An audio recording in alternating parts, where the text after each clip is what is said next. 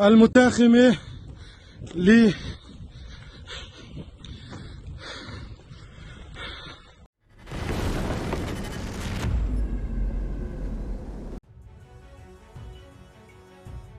A Ukrainian Leopard 2A4 tank from the 33rd Separate Mechanized Brigade targeted enemy positions in the Donetsk region. The brigade shared a video on Telegram showing the tank advancing toward enemy fortifications.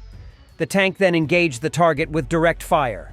Due to its high maneuverability, the Leopard 2 quickly moved into position for firing and promptly began maneuvering, taking advantage of forward and reverse speeds. In similar situations, Soviet-era tanks demonstrate much worse driving performance, especially when it is necessary to quickly leave the position while moving in reverse. The Leopard 2 tank is equipped with a 1,500 horsepower engine and automatic transmission, which allows it to reach speeds of up to 40 to 50 kilometers per hour on rough terrain and up to 30 kilometers per hour in reverse. Ukrainian tanks use American Mark III 24 Mod 0 MPHET and German DM-11 shells, which have a high explosive effect and are equipped with a remote fuse to fire at fortifications. They are a modern alternative to conventional high-explosive fragmentation shells. At the beginning of November 2024, a crew of a Leopard 2A4 tank, together with the artillery of the 33rd Mechanized Brigade, destroyed a convoy of Russian armored vehicles near the town of Kurakhove in the Donetsk region. While moving toward the Ukrainian positions, the Russian convoy was detected and destroyed by a Leopard 2A4 main battle tank, which cooperated with artillery. Having failed to achieve their aims, the Russians landed their infantry in the forest belt. Ukrainian drone operators quickly launched attacks, deploying drones that dropped shells on them.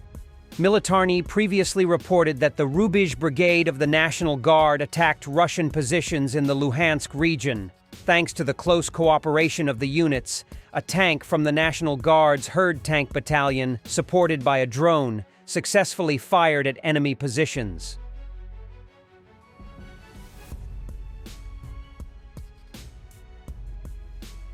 Let's see the events in Syria. In a desperate bid to drive back rebels, Russian aviation is doing its favorite thing, bombing cities. There are reports of strikes on Aleppo and Idlib. Meanwhile, the rebels are replenishing their air defense. They have taken up positions with S-125 air defense systems.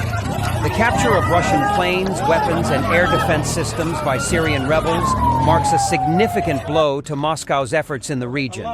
These advanced tools, once deployed to support Assad's regime, are now likely to be turned against Russian forces and their allies. It's a stark parallel to Ukraine, where captured Russian equipment has been repurposed by Ukrainian forces with devastating effect, highlighting the systemic weaknesses in Russia's military planning and operational security. This trend exposes the poor battle preparedness and lack of adaptability within the Russian military. In Syria, the loss of high-value assets not only emboldens rebel forces, but also erodes Moscow's ability to project power in the region. It underscores a growing pattern of incompetence, as Russia's reliance on outdated strategies and mismanaged logistics leaves critical assets vulnerable to capture. Ultimately, these setbacks reveal a military struggling to maintain control, facing not only external resistance but also the consequences of its own miscalculations. President Zelensky and the German Chancellor paid tribute to the fallen Ukrainian soldiers in downtown Kyiv.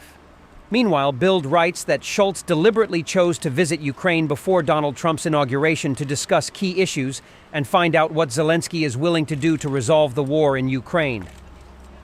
Upon arriving in Kyiv, Scholz announced a new military aid package from Germany worth 650 million euros. According to a spokesman for the German Defense Ministry, German military aid will be delivered to Ukraine in December, Reuters reports.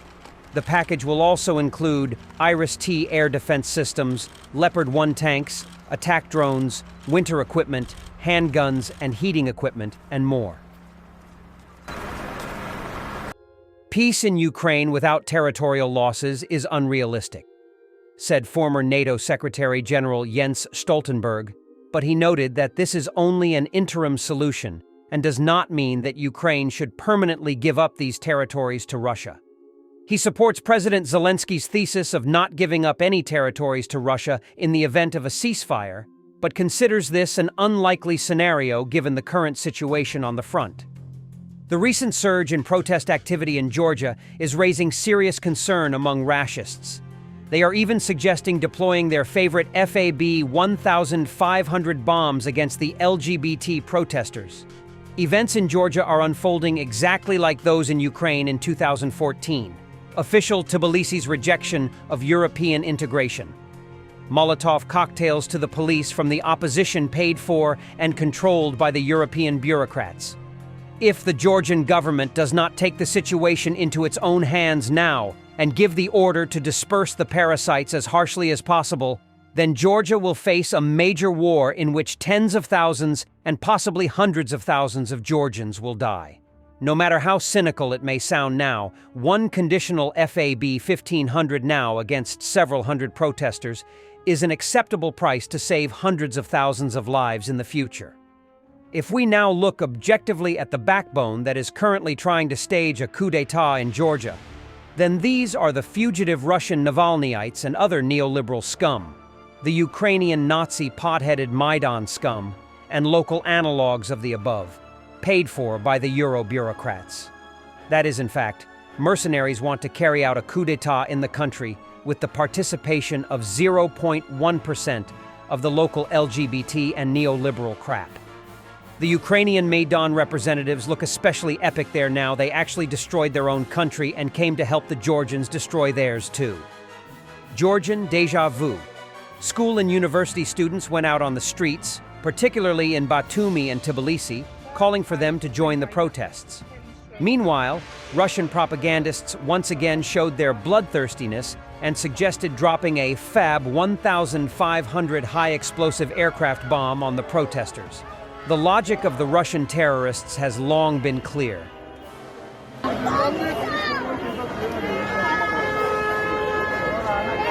Back to the clown world. Moscow has a negative attitude towards interference in the affairs of sovereign states, stated a representative of the Russian Foreign Ministry in response to the situation in Georgia. So, they invaded a neighboring country, causing over 1 million victims on both sides, destroying dozens of cities and displacing millions as refugees, yet they oppose interference in the affairs of sovereign states? This is cynicism beyond comprehension. Thanks for watching, and don't forget to subscribe.